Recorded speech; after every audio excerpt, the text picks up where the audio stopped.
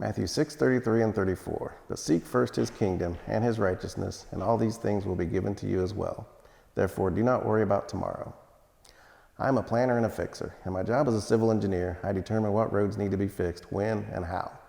I thought I could do the same thing in my personal life. I had my whole life planned out on a spreadsheet, when I could retire and what it would take to retire early.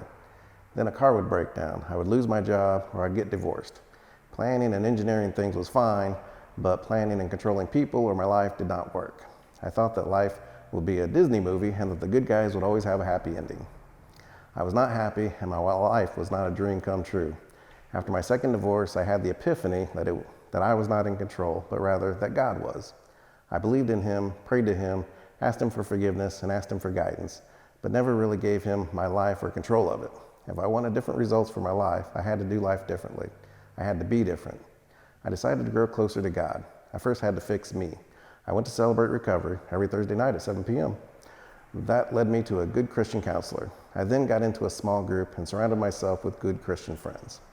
I started to put the scriptures into practice. I tithed on everything that I made, no more exceptions. I loved my neighbor as myself. I prayed for my enemies. I worked for my boss as if I was working for the Lord. I gave 10% to God, set 10% aside, and lived on the 80% like Chris teaches. I do not worry about was I making enough or saving enough, but rather was I loving enough and giving enough. Me and my happiness were not the priority, but rather God and others. After a year, I met an incredible person and had an incredible family. I focused on loving my wife as Christ loved the church, submitting to my family's needs, not my own, and being a good example and man of integrity for the boys. God turned me around and turned my life around. I know that he is in control and can handle any situation. Whenever I'm going into a stressful situation, I ask God to forgive me and take over for me. I have a calmness after that. Prayer and the situation is always manageable. I don't stress because I know that God is in control and that he loves me. 12 years later, I have a wonderful wife and marriage. I have two sons that make me very proud. I have true happiness and peace that surpasses human understanding.